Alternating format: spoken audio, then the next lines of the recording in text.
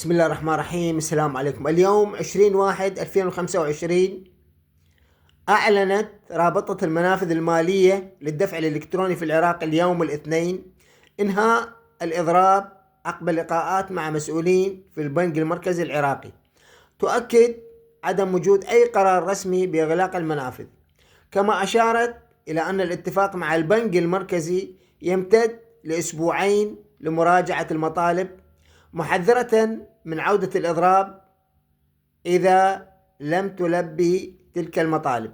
وقال مسؤول الرابطة في كركوك محمد عبد الوهاب في تصريح إن وفدا من الرابطة عقد اجتماعات مع أعلى المسؤولين في البنك المركزي ببغداد لمناقشة تصريحات محافظ البنك بشأن إغلاق المنافذ الإلكترونية، مبينا أن المسؤولين أوضحوا بعدم وجود أي قرار رسمي أو إجراءات جديدة بهذا الشأن. وأضاف عبد الوهاب أن اللجنة الممثلة للرابطة قدمت مطالبها خلال الاجتماع، وتم الاتفاق على منح البنك المركزي مهلة أسبوعين لإصدار قرار نهائي. شكرا.